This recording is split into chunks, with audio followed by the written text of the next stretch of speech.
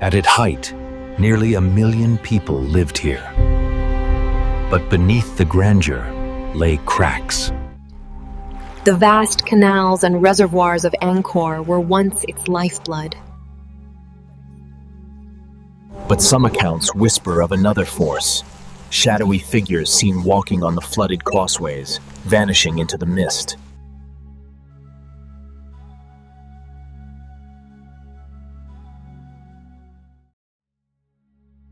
The jungle does not hurry. It waits. Every stone, every tower, every carving in Angkor lies hidden beneath its green shadow. Trees wrap their roots around the walls, thick and heavy, as if they are pulling the city back into the earth. Vines creep over sacred faces, covering them like masks. At dawn, the mist rises and the cry of strange birds echoes between the broken towers. For a moment, it feels as though the city still breathes, but the people are gone. There was once a time when Angkor was not silent. It was alive. It was greater than any city in the world, greater than Rome, greater than Constantinople, a megacity built by human hands, with towers that touched clouds and canals that stretched beyond the horizon. But now, there are only shadows moving across a stone, only the echo of footsteps that no one can explain. And the question has never been answered. Why was Angkor abandoned? Why did the heart of the Khmer Empire, the jewel of Southeast Asia, fall into silence so suddenly as if it never wanted to be remembered? Walk deeper, and the silence grows heavier. The temples are not ruins in the usual sense. They stand tall, carved with faces that smile and frown at the same time. The eyes of stone kings follow you as you move. One moment, you think they are watching. The next, you think they are sleeping. The carvings of demons twist with the light, shifting as the sun rises. Children who visit say they feel the statues are alive, as if they could whisper at any moment. The jungle here is not gentle. It is not only a backdrop, it is the conqueror. Giant roots split apart stone walls that once guarded kings. Towering trees grow straight through temple roofs, as if piercing the heavens. Animals live in the empty courtyards. The city has been swallowed, but not destroyed. And that is what makes it so haunting. When one stands at Angkor today, it feels less like walking among ruins and more like entering a secret that never wished to be uncovered. Imagine it. Centuries ago, tens of thousands of voices filled these streets, markets crowded with people, priests chanting in the temple halls, soldiers standing guard at gates taller than ships. And yet, one day, the voices stopped. The empire turned its back on the city. Families left their homes, food left on tables, doors left half open. No one has explained what could drive so many to leave their world behind. The earth remembers what humans forget. The roots and vines grew over what was left behind, hiding it until it was nothing but a story whispered by villagers. Only when explorers stumbled into the jungle centuries later did the city rise again before the world's eyes. A city frozen in time, waiting to be asked its question. Why? Some say drought struck the empire. Crops failed. The water that once gave life became poison. But the water system of Angkor was the most advanced of its time. Engineers had built canals, reservoirs, and dams that could have survived centuries of storms. How could it all collapse so suddenly? Others whisper of war, invaders storming the city. Yet the walls of Angkor tell no story of conquest. No ash from fire, no signs of armies breaking its stones. The towers remain standing, the statues unharmed. A city that size should have fought until its last breath. But here, it feels as though the people simply walked away. And there are stories older than memory, passed down through generations. Stories that speak of God's anger by the pride of kings, that the temples, carved with the faces of rulers, were seen as an insult to heaven. The gods turned their eyes upon the city, and one by one, the people disappeared. But could it be something else? Something that still lingers in the silence? Step closer to the carvings, and you notice details that the casual eye misses. Faces of demons tangled with gods. Battles carved not of men, but of spirits. A strange mix of devotion and fear, as if the builders themselves did not know who they were worshiping. In the quiet of dawn, these carvings do not feel like history. They feel like warnings. The shadows move differently here. A temple doorway leads into pure darkness. Though the sun is bright outside, birds refuse to perch on certain towers. At night, some travelers swear they hear the beating of drums deep in the jungle, echoing through stone chambers. Drums that grow louder the longer you listen. The city does not only raise questions of history, it raises questions of the human mind. Why does a place once filled with life now feel so haunted? Why does silence cling to its walls more tightly than vines? When children enter Angkor, they often hold their parents' hands tighter. When the elderly stand among the ruins, they lower their voices as if not to wake something. There is something about Angkor that speaks directly to human fear, and perhaps that fear is not imagined. The temples are vast, larger than entire towns. Yet, no matter where one stands, there is a sense of being watched. The faces carved into the towers are countless. Smiling, frowning, laughing, glaring, they rise above the jungle like guardians or prisoners. Some scholars believe they were meant to represent the king, watching over his people. But the people left. The king's face remains, staring, waiting. Was it pride that doomed the empire? Was it war? Was it water? Or was it something else? Something that cannot be written in history books? The answer hides in the silence. Look again at the temples. Stone towers rise like mountains of memory. Carvings of dancers, warriors, kings, demons, all frozen in time. The air feels heavier here, thicker, as though history itself never left. It presses down on the traveler, urging them to remember. And the silence is louder than sound. It is said that when the first explorers stumbled upon Angkor, they did not cheer at the discovery. They felt a chill. The city looked less like ruins and more like something waiting, something that wanted to be found, but not touched. To this day, no one can stand in Angkor without feeling it, the weight of its past, the sense that it holds answers too large for men to carry, that it was not abandoned at all, but hidden for a reason. The temples do not speak, but the silence tells its own story, and it begins with the greatest mystery of all. Why did the Khmer abandon Angkor, the greatest city of their empire, the jewel of their world, a city larger than London or Paris at the time? Why did a million voices fall silent overnight, leaving only stone roots and shadows behind? That question is what has haunted explorers, historians, and wanderers for centuries. A question that may have an answer, but one that no one dares to hear. The jungle swallows all things, yet in Angkor, it feels as though the jungle was invited. Roots coil like serpents around stone, embracing it, protecting it, hiding it. The forest covers the walls not to destroy them, but to keep them from the eyes of men. Perhaps the city itself wished to vanish. Perhaps its people did not run from disaster, but obeyed a command whispered in silence. The temples remain. The city remains. But the people are gone. And somewhere in the endless silence of Angkor, the true reason waits. Not forgotten, not lost, only hidden. For those who dare look too closely, the ruins do not seem abandoned at all. They seem alive. There was once a city so vast, so alive, that the world itself bent around it. Its name was Angkor. The jungle hides its ruins today, but long ago, it was a world of stone, water, and fire. A city that rivaled the might of Rome. Streets wider than rivers. Canals that ran for miles, carrying water to endless rice fields. Palaces of gold and carved stone that glittered under the sun. A city so large that at height, nearly 1 million souls walked its streets. Imagine the sight. Endless rows of homes, busy markets. The smell of rice cooking. The sound of bells from temple towers. The murmur of thousands gathering for festivals. Every wall painted with color. Every gate watched by guards. Roads stretched toward the horizon, built with such care that some remain even today. Angkor was not a village. It was not even a city. It was an empire in stone. And yet, the deeper one looks, the more illusions appear. For beneath the beauty, cracks spread like hidden veins. The canals that seemed so perfect hummed strangely at night.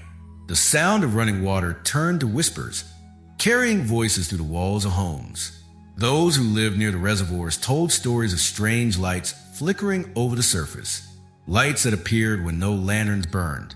At night, farmers who walked alone swore the city was never silent. They heard drums echoing from temples where no one prayed. They saw shadows cross bridges where no one walked. And still, life continued, as if no one dared to ask why. The water system itself was a wonder. Canals stretched farther than the eye could see, feeding fields that produced enough rice to feed kingdoms. Reservoirs larger than lakes shimmered in the heat. Angkor was alive because of water. It was water that made it powerful. But some whispered that the water had a life of its own. Children were warned never to play near certain streams, but they ran too fast, as if pulled by invisible hands. Men who worked near the canal spoke of hearing their own names called from the water. And the priests, they said the system was sacred, not a tool of men, but a gift or perhaps a trap, left by something far older than the Khmer. There were stories of secret passages beneath the palaces, tunnels carved not for escape, but for ritual. Corridors lined with carvings of creatures no one could name. Faces twisted half human, half demon. Eyes that glowed when torches were lit. What purpose did they serve? None would say, only that kings walked there at night, never with guards, never with servants. Alone. The city was great, but it was heavy with secrets, and the people lived within them. Festivals were bright, filled with dancers and musicians, offerings carried high through the streets. Yet, in the darkest corners, there were rumors of rituals that were not meant to be seen, of children missing, of blood spilled before statues that should never have been carved. At the heart of Angkor stood the temples. Angkor, what the grandest of them all, a mountain of stone built for the gods. Its towers rose like lotus buds, reaching for heaven. Its walls told the stories of gods and demons locked in endless war. Every stone seemed alive, as if carved not by men, but by something greater. But some asked, greater in what sense? Greater in wisdom, or greater in hunger? When the sun set, shadows grew across those walls. The gods and demons moved with the light, shifting in ways that unsettled the eye. Some said that if one stared long enough, the carvings themselves seemed to breathe. The people walked through the city of wonders. They traded, they worshipped, they fought, they lived. But in their hearts, many wondered if Angkor truly belonged to them or they belonged to it. How could a city grow so vast, so quickly, with canals stretching farther than the armies of the time could march? How could stone towers rise with such precision that even centuries later they still stand, untouched by time? Was it only human hands, or did something else guide them? Angkor was a jewel of Asia, the seat of kings who ruled with pride. Yet beneath every jewel lies a flaw. One flaw was the pride of men. The kings carved their own faces into stone towers, hundreds of them, smiling down over their subjects. They called themselves divine. They built temples that mirrored the heavens. They dared to rival the gods. And pride is always dangerous. Another flaw was the water itself. For every canal that brought life could also bring death. When drought came, the water failed. When floods came, the canals betrayed the fields. The very system that built the empire also weakened it. Farmers whispered that the water was cursed, that it was alive and fickle, feeding one day and starving the next. But the greatest flaw may not have been water. It may not have been kings. It may not have been war. It may have been illusion itself. Because Angkor was never what it seemed. To travelers, it was a paradise. To rulers, it was a symbol of divine power. But to those who lived in its shadows, it was something else, a city that consumed, a city that demanded. Every stone tower seemed to lean inward, pulling people closer. Every temple seemed to swallow prayers without answer. And when night came, the illusions grew deeper. Lights on the water, whispers in the canals, footsteps in empty streets. The feeling that the city itself was awake and watching. Children asked their mothers why the faces on the towers all looked the same. Why did every smile hide the same secret? The mothers hushed them. Some questions were not meant to be asked. Merchants told tales of doors that opened by themselves in the royal palace, of music played in chambers where no one stood, of voices speaking languages no one knew. echoing from the temples after midnight. They were stories told in whispers, never in the open. And always, the question returned, was Angkor truly built for men, or was it built for something else? The answer may lie in the very way the city was designed. Angkor was built as a map of the heavens, its towers placed like stars, its walls laid out like the order of the universe. The city was a mirror of the sky, but mirrors can deceive. A reflection is not always the truth. Sometimes it is a trap. Perhaps the kings believed they were building paradise. Perhaps they believed they were calling the gods closer to earth. But in building such illusions, they may have opened doors they cannot close. Angkor thrived in its beauty, but it throbbed with unease. The people lived, but they lived in the shadow of something too great, too strange, too demanding. The grandeur was undeniable, but the cracks beneath it whispered louder than the music of its festivals. Imagine living there. By day, the city is alive, bright, endless, filled with people and sound. But by night, the silence stretches across the canals, the lights on the water flicker, the carvings twist in the shadows. And in that silence, the truth grows louder. The megacity of illusions. Angkor was not only a city, it was a stage, a mask, a dream carved in stone and water. But dreams do not last forever. And in dreams, there are always questions. Did the people of Angkor ever truly belong to their city? Or were they only playing their part in a story much older, much darker than history remembers? Was Angkor truly built by human hands? Or was it meant for something else entirely? The temples do not answer. The water does not answer. But the silence between them, the silence seems to whisper still. In the heart of Angkor, long before silence ruled the temples, there was a king whose name still echoes across the stone. His name was Jayavarman VII. He was no ordinary ruler. He was a man who looked at the heavens and dared to believe he could rival them. A man who carved his face into the towers of temples so that his presence would never fade, not in life, not in death. Even now, centuries later, his gaze follows every traveler who steps into Angkor. Endless eyes, endless smiles, endless stares. Jayavarman VII rose in a time of chaos. The empire had been shaken by war, the people weakened, the throne uncertain. And yet, he did not see despair. He saw a chance to build something eternal. He declared that Angkor would rise higher, stronger, greater than any city before. He would not only rebuild an empire, he would carve it into eternity. Temples rose like mountains beneath his command, one after another, as if the earth itself bent to his will. Bayon, his masterpiece, stood at the very center of Angkor, a temple unlike any the world had seen. Its towers reached the sky, and upon them his face, repeated again and again, hundreds of times, smiling, watching, waiting. The city was no longer only a place to live. It was a mirror of his ambition. But what kind of ambition was this? To carve one's own face upon sacred towers was not an act of devotion. It was an act of defiance. For centuries, kings had built temples for gods, filling them with statues of divine beings. Jayavarman filled them with himself. His image was not hidden, not humble.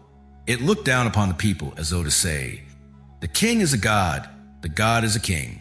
And with such a claim comes a shadow. He promised prosperity without end. He promised to heal the empire's wounds, to bring eternal order, to bless his people with peace. And yet, peace built upon obsession is never peace at all. The city began to change under his rule. The canals, already vast, grew even larger. The temples became forests of stone, crowding the skyline. The very layout of Angkor shifted, bending toward his vision. Priests whispered of ceremonies performed in secret chambers, rituals no king had ever dared to attempt, rituals that blurred the line between worship and command. Jayavarman wanted the gods to hear him. Perhaps he even wanted the gods to obey him. But history does not forgive such hunger. The psychological weight of his reign still lingers in the air of Angkor. Stand beneath the towers of Bayon, and you feel the pressure of his gaze. Faces carved in every direction, as if there is no escape. They smile, yet it is not a warm smile. It is a smile of control, of dominance, of eternal watching. Children grow uneasy when they see it. Elders lower their voices in respect or fear. The king still stares. What price was paid for such ambition? The people of Angkor gave their sweat, their strength, their years. Stones were dragged from quarries miles away. Forests were cleared. Fields were emptied of men who once grew food, now turned into builders and laborers. Thousands worked day and night to feed his dream. And yet what did they gain? A city of marvels, yes, but also a city heavy with shadows. It is said that those who worked on the temples often vanished. Tunnels beneath the stones swallowed them. Whispers tell of chambers where the walls were stained dark, where voices echoed long after the doors were sealed. Were these accidents of construction or the cost of rituals that demanded silence? The king's obsession was not hidden. It was carved in stone for all to see. He saw himself as the center of a universe he was forcing into order, and the people followed, perhaps in awe, perhaps in fear. For who dares to question a king who wears the face of a god? But the gods, if they were watching, may not have been silent. Flood struck, drought followed. The great water system, the pride of the empire, began to betray itself. Canals overflowed. Reservoirs dried. The very order Jayavarman promised began to twist. Priests warned that balance had been broken. Some whispered that the gods had turned away, angered by the pride of a mortal who placed himself above them. Yet still he built, still he carved, still he smiled down from the towers. His vision could not be stopped, not by nature, not by men, not even by the heavens. He wanted to be remembered forever, and in that he succeeded. His face is still there. His eyes still follow. His towers still rise. But what did it cost? The empire stretched thin, resources drained, the people tired, and in the silence that came after his reign, Angkor began to crumble, not from armies, not from fire, but from within. A city built to defy the gods cannot last forever. A dream carved in stone becomes too heavy for men to carry. Jayavarman VII remains a legend, both admired and feared. Some see him as the great builder, the king who gave Angkor its glory. Others see him as the cursed ruler, whose pride invited destruction. Both may be true, for greatness and ruin often walk hand in hand. Stand before Bayon and you will feel it. The air is different. The silence is alive. The faces above do not let you go.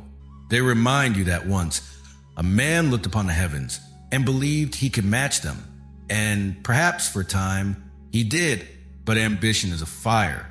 It burns bright, it consumes, and then it leaves ash.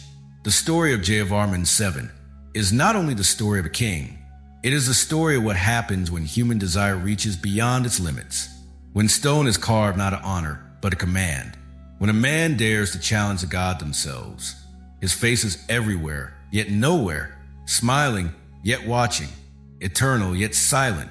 The temples remain, the people are gone, but the gaze of the king endures. It lingers in the cracks of the stone, in the shadows of the towers, in the silence of the jungle. And it asks, without words, what is the price of pride? Perhaps Angkor itself is the answer. A megacity swallowed by roots and vines.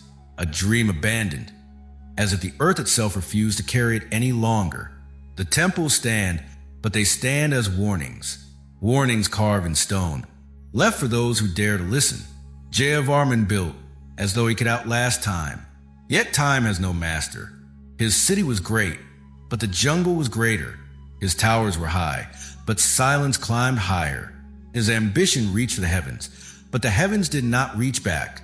The king remains, staring from stone, smiling in his endless watch.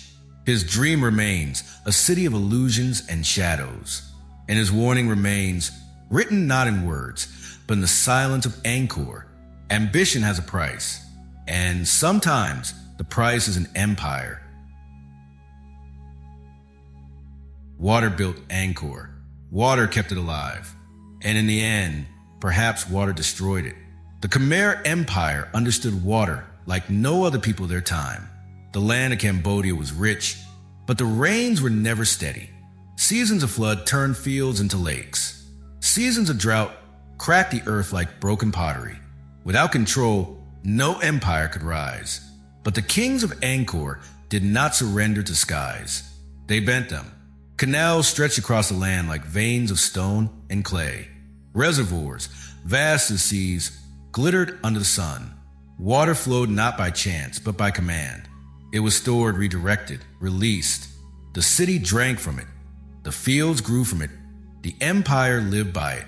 This was the lifeblood of Angkor, an endless machine of earth and water, the greatest of its kind in the ancient world.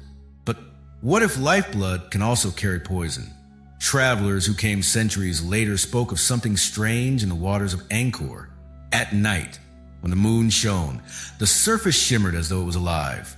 Lights flickered on the canals, dancing with no source, glowing like fireflies though no insect flew. Some said the waters whispered when the air was still, as if thousands of voices hummed beneath the surface. Farmers, too, told stories. Those who worked close to canals claimed they sometimes heard their names in the current, a voice, soft but clear, calling them deeper. Some resisted, others stepped closer and never returned. The river gave life, but it also took. Archaeologists digging into the earth centuries later found more than stone and clay. Beneath the walls of dams, beneath the foundations of reservoirs, skeletons were buried. Men, women, even children. Not accidents, not forgotten burials. They were placed with purpose, bodies positioned with care, as if gifted to the water itself. Was this sacrifice? Was the empire's water system built not only with stone and labor, but with blood? The thought is not so strange. Across history, many cultures gave offerings to rivers and lakes, to keep them calm, to keep them kind. But the scale of Angkor was greater than all, and the scale of its sacrifice may have been just as vast. Stand near the West Beret, one of Angkor's largest reservoirs, and imagine it filled to the brim with water. Imagine the surface stretching further than the eye can see, like a man-made ocean. But under that surface, beneath the earth that held it back, lie bones. Silent, hidden bones. What kind of empire buries its people beneath its lifeblood? Was it devotion? Was it fear? Or was it a pact? A pact to keep the water flowing? The water itself seemed to change with time. During the height of the empire, it was clear and calm, feeding millions. But as centuries passed, explorers wrote of strange effects. Some who drank from the reservoirs claimed they saw visions, temples glowing with light, towers rising from the water, faces staring from beneath the waves. Were these only dreams or something stirred by the water itself? Even today, scientists studying the soil around Angkor have found signs of toxins, minerals that may have poisoned the crops. Perhaps the water system, once perfect, grew sick. Perhaps it carried disease, spreading it quietly, unseen, until the empire weakened. But whispers are harder to measure than minerals, and the whispers have never stopped.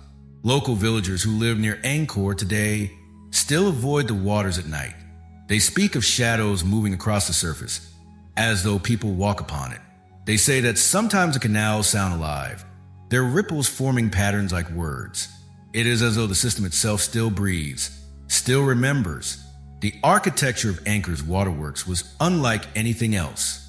Canals built with such precision, they remain visible from satellites today. Dams layered with stone and earth, strong enough to outlast kingdoms. It was not only engineering, it was obsession. Why did the kings pour so much of their strength into water? Was it only survival, or was there more? Look at the design and questions grow. The reservoirs were larger than needed, far larger than what the people could drink or the fields could use. The canals ran in patterns, sometimes strange, sometimes too perfect, almost as if drawn to mirror constellations. The system was not only useful, it was symbolic, it was sacred. Priests walked the banks at night, offering incense and chants. Kings stood at the edges of reservoirs, their faces reflected in the black surface. Some claimed the water showed more than reflections. It showed answers. What did they see when they looked down? Did they see the empire's future? Or did they see their own doom?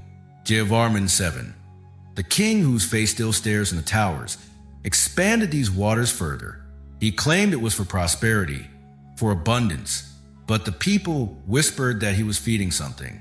Feeding it with water, with rice, with blood. Imagine the sound of 1 million people relying on this system. Fields alive with farmers, canals filled with boats, markets filled with food. The water was power. The water was everything. But power demands a price. What if the price was the empire itself? For when the water turned, so did Angkor. Drought came, floods followed, the careful balance snapped. The canals that once gave life tore apart the earth with sudden surges.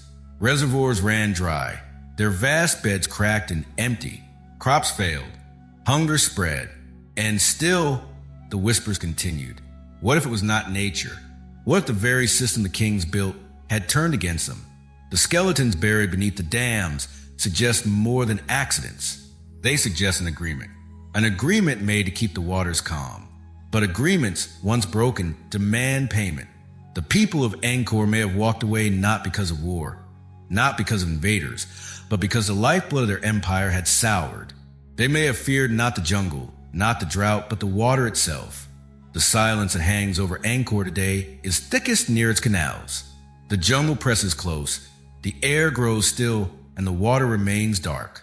Stand there long enough, and you might feel it, a pressure in the air, a sense that the water is not empty, that something waits beneath it, as it has waited for centuries. Perhaps the empire drowned not in flood, but in whispers. Perhaps the canals carried more than water. Perhaps they carried the curse that swallowed Angkor. The stones of the temples tell one story. The faces carved into towers tell another. But the water tells none.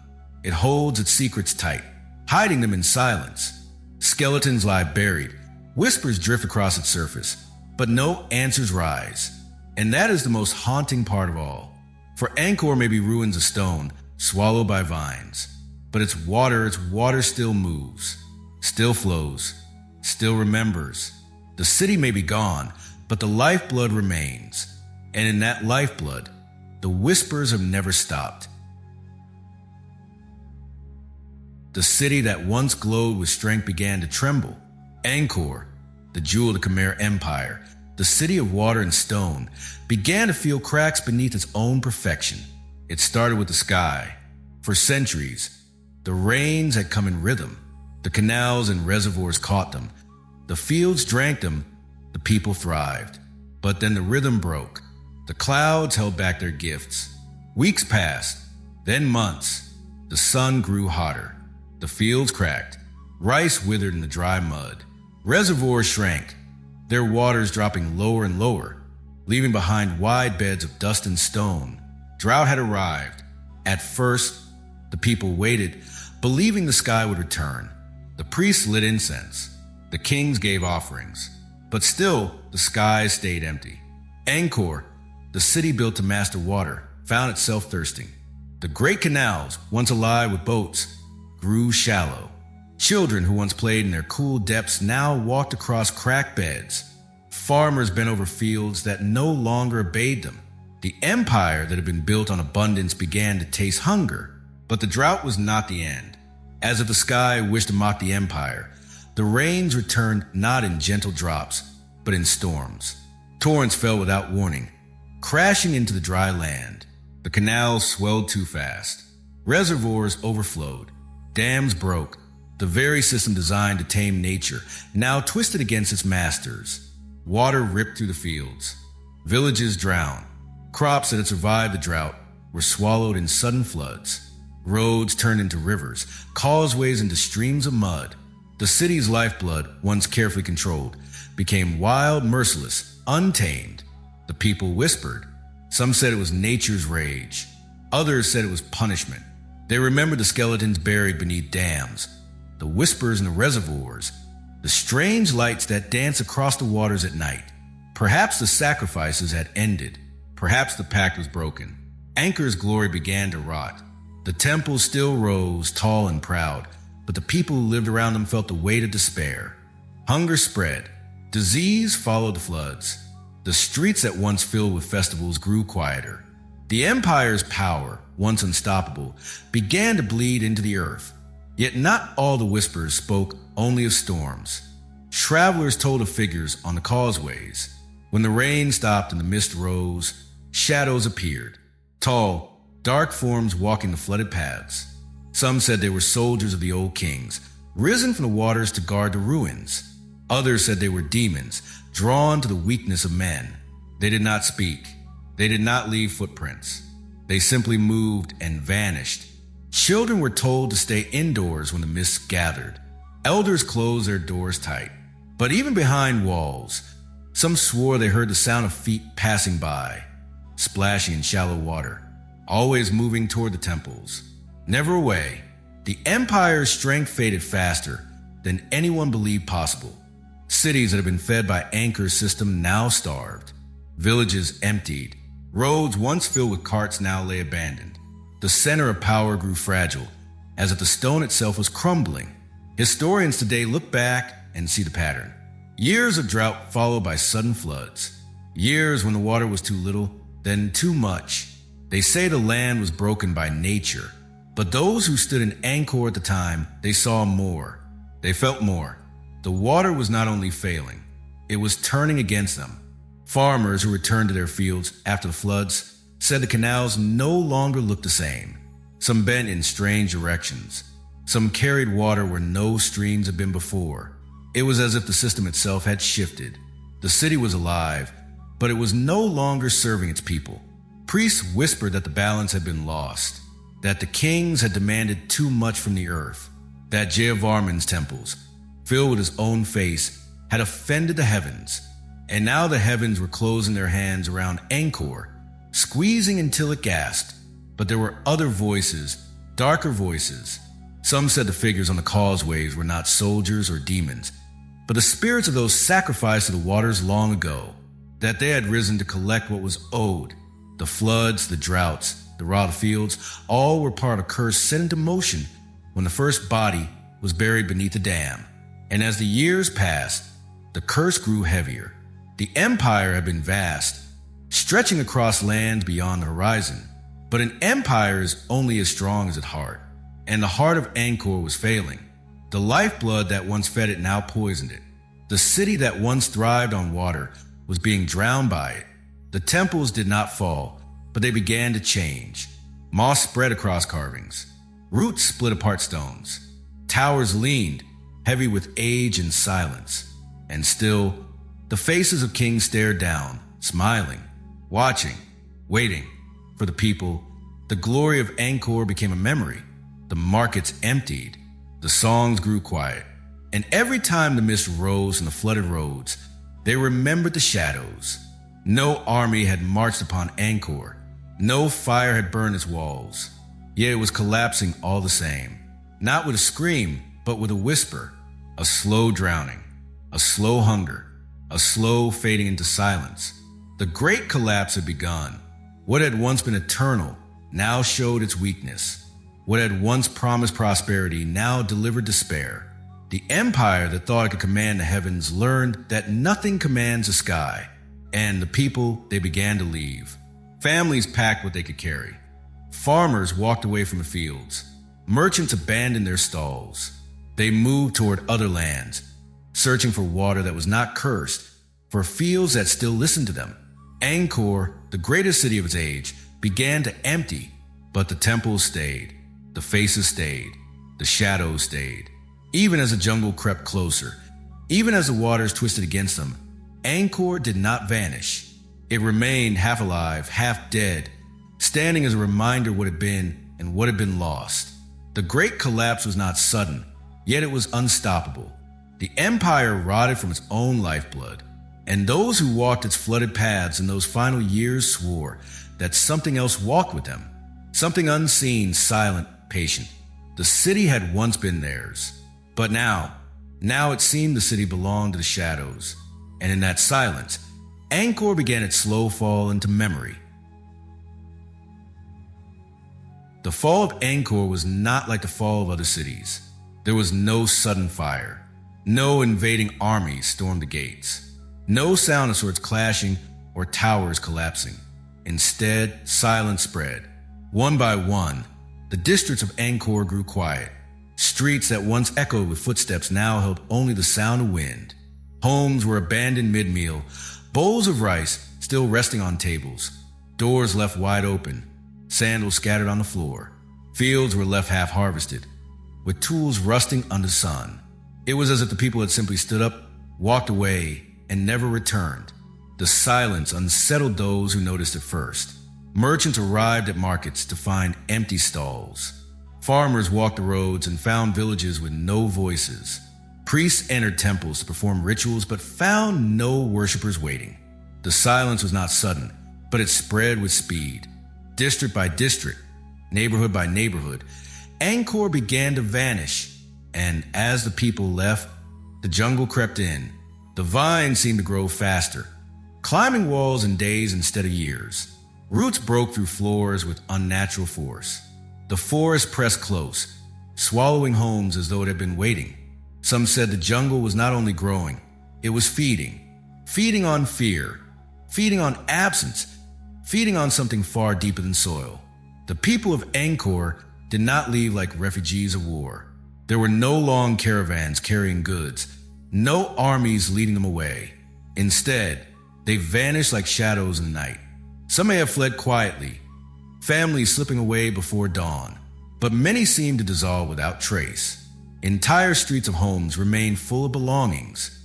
Food, clothes, tools, all still there. Only the people were gone. The silence made the city strange. Imagine walking through those empty districts. The air heavy, the ground damp, the carvings on the temples staring without answer. Each corner promising the sound of footsteps, yet giving only emptiness. Some travelers who came after claimed they could feel the absence like a weight, as though the walls themselves remembered the voices that once filled them. And the question began to grow darker. Did the people leave willingly, or were they taken? There are stories that linger from those years, stories whispered like warnings. People claimed to see shadows beneath the temples, shapes moving in the dark chambers, shifting against the walls. Not human, not animal, something older. Some believed the city itself was alive, that it demanded its people as payment, that the roots, the vines, the waters, all swallowed them, one by one. They said that Angkor was not abandoned at all. It consumed its people. Imagine a family at dinner. The father sets down his tool. The mother serves food. The children laugh. Then a sound comes from the floor, from the walls, from the air itself. They look, they listen, and they are gone. The bowls remain. The fire burns low, but the voices never return. Archaeologists who study Angkor today find no great battle marks, no mass graves from war. Instead, they find traces of sudden absence, skeletons buried not in fields of war, but in strange places, beneath temples, beneath reservoirs, hidden in walls. Were they victims of sacrifice, or did they fall to something no history dares describe? The psychological weight of the city grew unbearable. Those who stayed felt watched. The carved faces on towers seemed to follow them more than ever, smiling endlessly as the city around them emptied. Priests who once promised blessings now warned of curses. They spoke of powers awakened beneath the stones, forces too strong for men to resist. And then, the fear spread faster than the silence. Families who still lived in the heart of Angkor began to dream the same dreams. They dreamed of walking through flooded causeways, mist rising high, figures waiting in the fog. They dreamed of being called by voices they could not resist, voices that led them to the water, to the jungle, to the temples. Some never woke from those dreams. Their mats were empty in the morning, their homes abandoned like all the rest. Travelers came and found the city changing. They described roads where the air grew colder, even under the burning sun. They spoke of shadows that crossed the path though no person stood nearby. They swore that when they passed certain temples, they felt the ground tremble faintly, as if something beneath was moving. The empire's collapse cannot be told only by drought or flood. Nature may have struck, but nature does not explain the silence. Nature does not explain the homes abandoned mid-meal, the sandals left at the doorway, the shadows walking on causeways. Nature does not explain the dreams that stole entire families. Some say the people fled in fear, convinced that Angkor was cursed, that hunger and floods broke their faith, and they left the city to die. But others believe something else, that the people did not leave at all, that they were absorbed.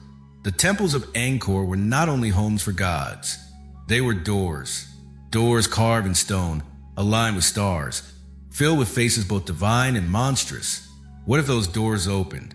What if, in their final years, the people of Angkor were pulled through them body and soul? The silence that hangs over Angkor today carries that weight. Walk through its ruins, and you feel more than absence. You feel presence. A strange contradiction. Empty homes, yet heavy air. Silent streets, yet the sense of watching eyes. Abandoned tools, yet footsteps that never left. Even now, villagers near Angkor tell stories. They say that sometimes in the night, you can hear voices in the ruins. Not one voice, but many. An entire market's worth of sound, chatter, footsteps, laughter, rising in the darkness. But when dawn comes, nothing remains. Only stone, only vines, only silence. And the jungle does not stop. It moves with hunger, coiling tighter, climbing higher, swallowing deeper. It does not simply cover the ruins. It claims them. The roots grip the walls like hands refusing to let go. The vines twist like veins, pulsing with life stolen from what once was human. The forest is no longer outside Angkor. It is Angkor. The vanishing of the people remains the greatest mystery of all. A city of nearly 1 million souls reduced to silence, without war, without fire, without warning. How does a city that vast, that powerful, dissolve into emptiness? Perhaps they fled. Perhaps they starved. Perhaps the empire broke under the weight of water and pride. But perhaps something else waited beneath the stones. Something that did not allow its people to leave, but instead took them back, one by one, until only the temples were left to stare into eternity. The story of Angkor is not only the story of kings and water, temples and stone. It is the story of people who vanished, leaving behind silence so loud that even centuries later it cannot be ignored. Step into the ruins, and you feel it. The absence is alive. The silence is not empty. It presses close, reminding you of the lives that once filled these walls. Lives that ended not in fire, not in war, but in disappearance. Angkor did not fall in battle. It faded into the jungle.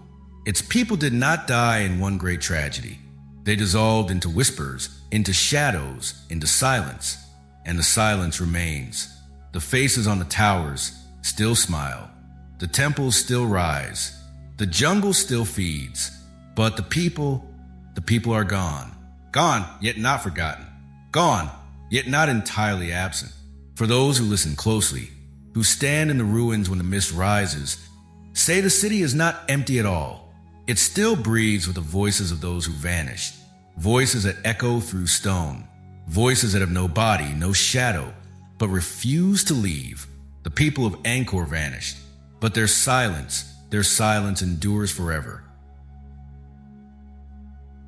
The ruins of Angkor reveal much in daylight. Towers that pierce the sky, carvings of gods and demons, temples swallowed by roots.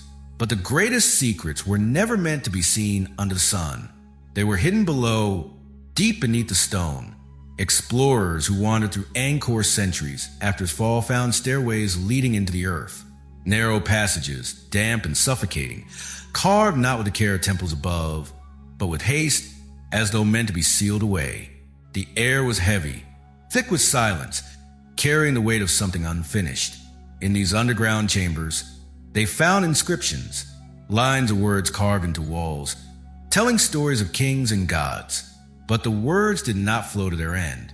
They stopped, abruptly, mid-sentence, as if the hand that carved them was taken. Some inscriptions spoke of harvests, of victories, of the blessings of kings. Then, without warning, the lines broke. Half a thought, half a prayer, and then silence. The chisel marks ended in sudden scratches, as though dropped in fear. Why did the writer stop? Murals covered other walls, painted with colors that somehow survived centuries underground. They did not show fields or festivals. They showed skies split open, filled with figures descending. Not human, not animal, but something in between. Celestial beings, their faces bright, their hands outstretched. They demanded tribute. At their feet, men knelt, carrying offerings. Rice, gold, even children. These murals were unlike the grand scenes above. In the temples under the open sky, Gods battled demons in endless stories of order and chaos. But down here, the art told something different. It showed not worship but surrender. Were these murals a memory of a pact? Scholars argue that such images were only symbolic, that they represented the people's devotion to divine powers. But others look deeper. They see fear in the painted eyes of the kneeling men. They see urgency in the unfinished inscriptions. They see not devotion, but demand, not prayer, but command. And they wonder, was Angkor abandoned because its rulers failed their people? Or because they failed something else? Imagine standing in those chambers. The air cold, the walls pressing close. Your torchlight dances across painted faces that seem to move with the shadows. The inscriptions stare back, their words frozen in time, waiting to be finished. You realize you are standing where someone once stood, carving with steady hand, until something stopped them forever. It feels less like history and more like interruption. The deeper explorers went, the stranger the chambers became. Some tunnels twisted without purpose, looping back into themselves. Some ended in walls of stone, as if blocked on purpose. Others led to small rooms, empty except for altars. On those altars were shallow bowls, burned black with ash, offerings, perhaps, or remains of something older, darker. In one chamber, the mural stretched across the entire wall.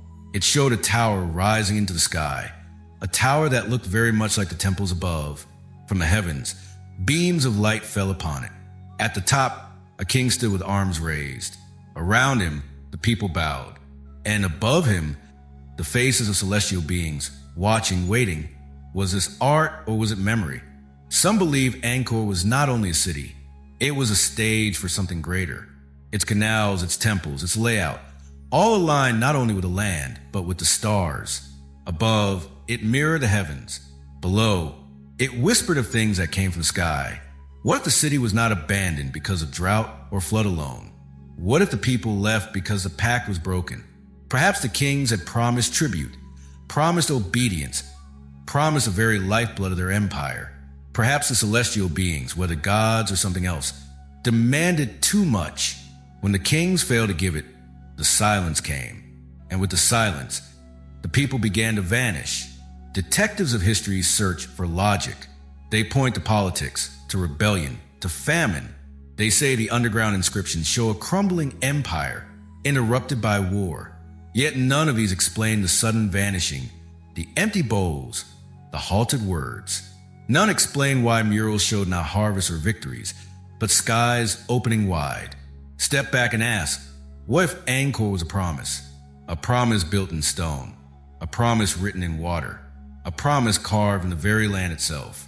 And when that promise was broken, the city was abandoned not by choice but by force. The silence of Angkor feels different when you know what lies below. Above, the ruins are heavy with mystery, but they breathe with the open air. Below, the air is close, suffocating, pressing against your skin. The inscriptions whisper something left unsaid, something unfinished. The murals look back at you, their eyes still burning after centuries. One explorer wrote that when he entered these chambers, he felt as though he was intruding upon a room not empty, but waiting for the return of the tribute, waiting for the return of the promise, waiting for the people who had vanished. He left before finishing his study. He said the silence was too heavy. He said the walls spoke without words. The people of Angkor may not have left because they wanted to. They may not have been driven by hunger alone. They may have been called by voices in the water, by shadows in the temples, by promises written beneath the stone. And if they answered that call, they did not walk away. They were taken. The mystery of Angkor is not only the jungle above or the silence in the streets. It is also the darkness below, chambers that were never meant to be seen, inscriptions that were never finished, murals that spoke of powers that were never human. The city may have been abandoned, but its secrets remain. Secrets carved beneath the stone, waiting in silence, reminding us that history is not only written in books, but in whispers, in shadows, in unfinished words. The desertion of Angkor is often told as a collapse, a failure of water, a fall of kings. But when you step into the underground chambers, that story changes. It feels less like collapse and more like departure, less like politics and more like pact, less like famine and more like fear. Above ground, Angkor is ruins. Below ground, Angkor is memory. Memory of a promise, memory of a demand, memory of something that came from the skies and never let go. The stones may not speak, but the silence beneath them does. And what it says is not of kings or floods, but of something far greater, something that still waits. The empire of Angkor did not crumble only from drought, floods, or whispers in water.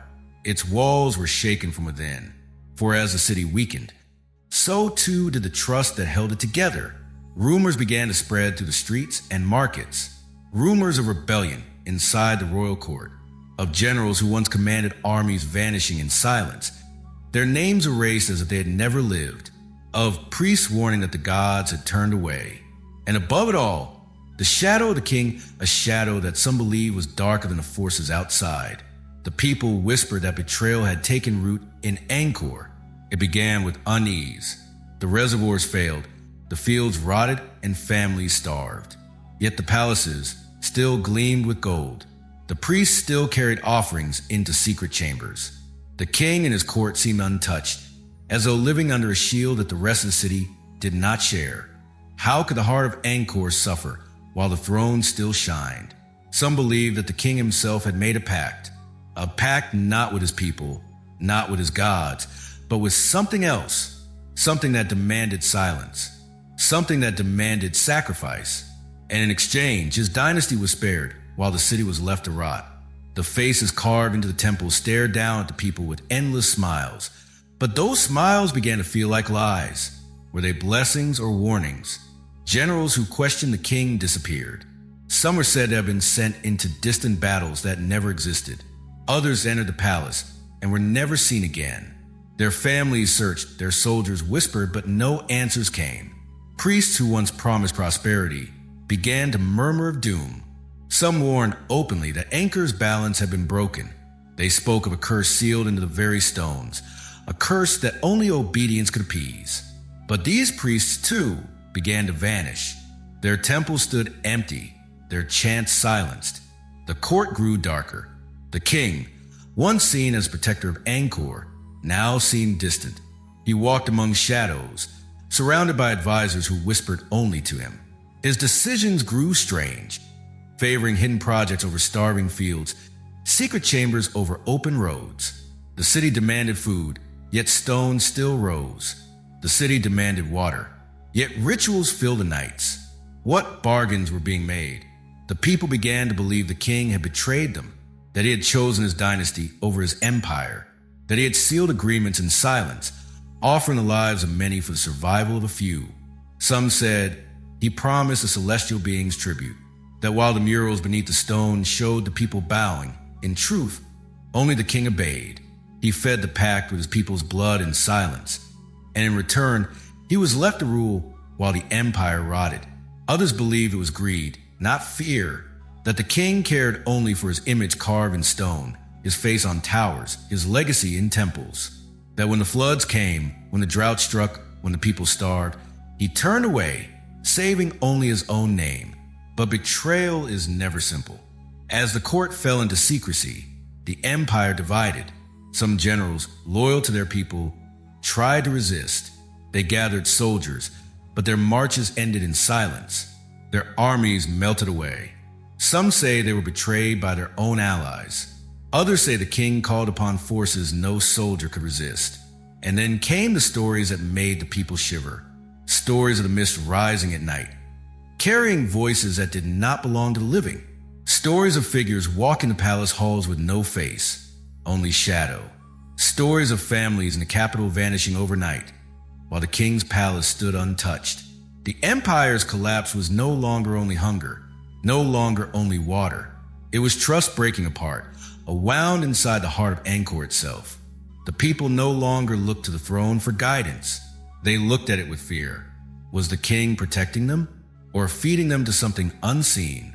Even centuries later, the question lingers. Was Angkor abandoned because its rulers failed to lead, or was it sacrificed by those rulers themselves? Sealed into silence to protect a dynasty, archaeologists have uncovered evidence that deepens the suspicion. Hidden chambers beneath the palaces filled with ash, inscriptions that end mid-sentence, as if written in haste and fear, murals showing not victory, but submission, skeletons buried beneath walls, as if laid there to bind something within. Why would such secrets be hidden beneath the throne of a king unless betrayal lay at its core? The silence of Angkor is not only the silence of drought or flood, it is the silence of trust broken, the silence of people abandoned by their own rulers, the silence of promises turned to ashes, but betrayal leaves scars. Stand in the ruins today and you feel it. The palaces are still tall yet empty. The carvings still smile yet hollow. The towers still rise yet cold. The air presses close, heavy with memory. Memory not of war, but of silence. The story of Angkor may not be the story of a city abandoned. It may be the story of a city sacrificed. Sacrificed by those who ruled it. Sacrificed for reasons never told. Sacrificed to something greater than its people. Something greater than its kings. And so Angkor fell, not with fire, not with battle, but with betrayal. A betrayal so deep that even the stones cannot speak of it without silence. The empire's glory rotted from within, leaving behind only ruins, vines, and whispers. Whispers of rebellion. Whispers of vanished generals. Whispers of priest silence in the night. Whispers of a king who may have sold his people to protect his throne. The jungle swallowed the city, but the betrayal still breathes in its silence. It lingers in the carvings, in the shadows, in the faces that smile without warmth. It waits in the empty streets, reminding us that no empire falls without reason. Perhaps Angkor was not simply lost. Perhaps it was given away, and the price was its people. Angkor fell, but it did not die. The empire crumbled, its people vanished, its fields turned to dust, but the city itself, it breathed on. The jungle came, fast and merciless. Roots coiled around the temples. Vines choked the courtyards. Trees burst through stone floors. Yet the towers did not fall. The faces carved into the rock still smiled, still watched, still lingered. No matter how tightly the forest gripped, the city refused to be erased. Travelers who stumbled upon Angkor in later centuries found more than ruins. They found something alive. At night, the silence was never complete. Some swore they heard drums echoing from deep within the trees, steady, distant, like the heartbeat of something vast. Others heard chanting, low and strange, as though 1,000 voices prayed in a tongue no one alive remembered. The sound drifted through the mist, fading if one listened too closely, louder if one tried to walk away. No matter the year, no matter the visitor, Angkor carried sound within its silence. Some explorers carried compasses to guide them through the endless trees. Yet inside the city, compasses spun wildly, north and south traded places, the needle twitching like a creature in panic. Maps grew useless. Paths twisted in circles. Roads that led forward returned to their start. Travelers swore the city itself moved, bending space as though refusing to be measured. And then there were the voices, not the chanting from afar, but closer, softer, a whisper just behind the ear. Words and languages long extinct. Some said they heard Sanskrit. Others the lost tongue of the Khmer themselves. A few swore the words were older still, older than the stones, older than the earth. When they turned, no one stood behind them. The air was empty, yet the whispers did not stop. The city felt alive, not alive in the way of human breath or beating heart, but alive in the way of memory, a memory that did not fade, a memory that wrapped itself around the present, forcing all who entered to feel its weight. Angkor refused to die because Angkor was never only a city. Its temples mirrored the heavens. Its canals mirrored the stars. Its layout bent toward patterns greater than human understanding. It had been built not just to house people, but to hold something larger. And even after the people vanished, that larger thing remained. The jungle may have swallowed Angkor, but perhaps the jungle was not the enemy. Perhaps it was the ally, covering the city, hiding it, protecting it from those who did not belong, shielding its secrets while keeping its breath alive. The ruins do not crumble like ruins should. They stand strong, almost defiant. Storms rage, floods rise, roots push, yet still the towers lift their faces to the sky, as if they are not only stone, but something else, something bound to endure. Those who walked among the ruins felt time bending. Hours passed like minutes. Nights stretched endlessly, yet dawn came suddenly. Some left convinced they had spent days in Angkor, only to find it had been hours. Others swore a single night there had stolen weeks. Time in Angkor was never loyal to clocks. It obeyed its own rhythm. One French explorer in the 19th century wrote that when he entered Angkor, he felt as though he had stepped outside of history. The air was thicker, the silence louder, the shadows longer. He said it was not ruins he walked through, but a city that still lived in another age, an age that pressed itself against his own until he could not tell the difference. He left shaken, unable to describe the feeling except with one phrase. The city is not past, the city is present. What kind of place refuses to die? What kind of memory holds so tightly that centuries cannot pry it loose? The people of Cambodia still tell stories of Angkor. They say that when the moon is high, the gods still walk the causeways, that their footsteps stir the water, their voices rise in chants, their faces glow in the carvings. They say the city has never been empty. It simply waits. Perhaps a betrayal in the empire, the whispers in the water, the vanishing of the people. None of it destroyed Angkor, because Angkor was never meant to be destroyed. It was built as a mirror of eternity. Yet eternity is not gentle.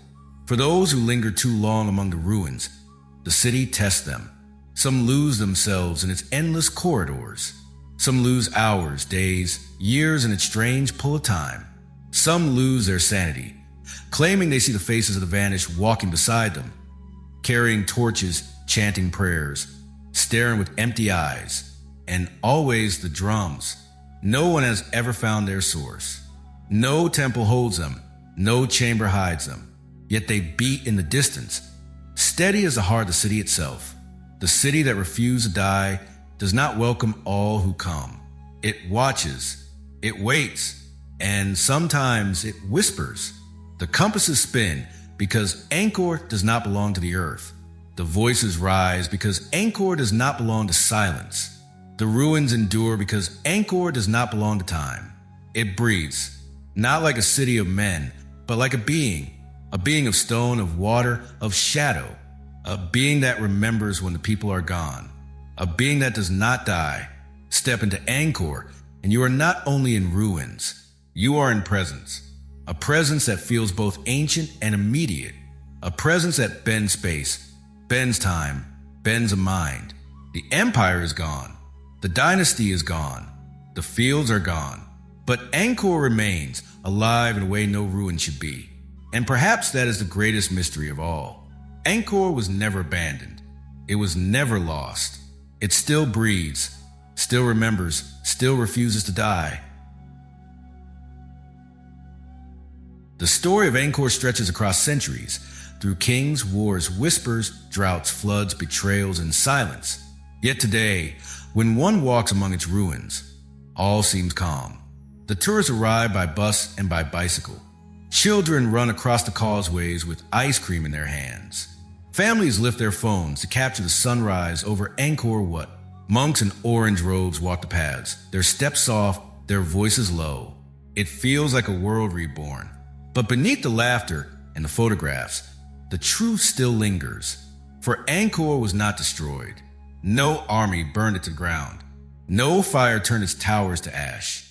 The temples stand tall, carved faces still smiling. The city was abandoned as though its people fled not from war, but from something unseen, something that did not vanish when they left. The jungle hides many things. It wraps vines around stone, it swallows walls, it buries secrets. Yet Angkor does not feel like a place lost in nature. It feels like a place kept, as if the jungle holds it tightly, not to destroy it, but to guard it, to guard whatever still lingers within. Walk among the ruins, and you will notice it. The silence presses close, even with the chatter of visitors. The air is thick, heavy, as though the city breathes. Step into the courtyards, and the carvings on the walls look back. Kings, demons, gods, all watching. Their eyes follow, their smiles stay fixed. No matter how many pass through, the faces never grow dull. At night, when the tourists leave, the city changes. The torches go out, the causeways fall quiet, and those who remain, the guides, the guards, the monks, speak softly of what happens when the darkness comes. They say drums still echo in the distance. They say chanting rises from temples no one enters. They say shadows cross the courtyards, though no lantern burns. Angkor still breathes, and it asks the same question it is always asked. Why did 1 million people walk away? Archaeologists speak of climate change, of political struggles, of broken systems of water. They search for logic, for reason, for history that can be measured and mapped. Yet logic does not explain the abandoned meals, the sandals left at doors, the inscriptions that end mid-sentence.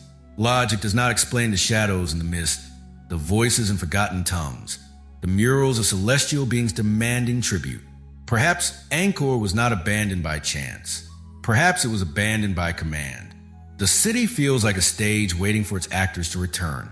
The temples stand, the carvings endure, the canals still glimmer in the sun. It is not ruin, it is pause, as though the city is not gone, but waiting. And this thought carries a chill. If Angkor swallowed its own people once, what stops it from doing so again? The jungle grows closer every year.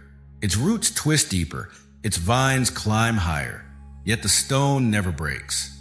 The ruins stand like open arms, ready to embrace whatever comes. Tourists laugh, cameras click, voices echo. But what if the city is listening? What if it waits not for its people to return, but for new ones to take their place? Angkor is not dead. It is not forgotten. It breathes with silence, with memory, with shadows.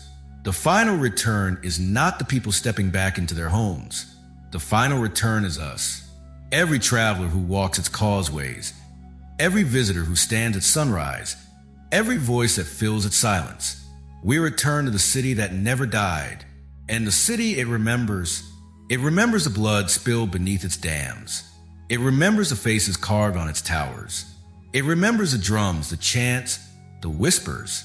It remembers the pact, broken or kept, and it will not forget. The story of Angkor is not finished. It stretches from past into present, reaching toward the future. Perhaps one day, the city will call again. Perhaps one day, the silence will break, and the shadows will rise once more. The temples are not only stone, they are memory, they are warning, they are promise. When you walk among them, do not only look at the carvings, listen. The silence may speak, the air may press close, the city may breathe on you, and you may feel, if only for a moment, that you are not visiting ruins at all, but standing in a city alive, waiting for its people to return. The jungle guards it, the faces watch it, the silence fills it, and all the while, Angkor endures. If it could swallow 1 million once, could it not swallow the world again? The city that breathes will never die. And that is why Angkor remains one of the greatest mysteries on Earth. If you found yourself drawn into this journey, if Angkor's silence spoke to you, then share this story. Let others hear it. Let others walk through its ruins with their imagination. Like this video to keep these legends alive. Subscribe so you never miss the next mystery we uncover together. And if you felt the weight of Angkor's silence, leave a comment below. Tell me what you believe happened here, because stories like this one are not only history, they are warnings, and Angkor still waits.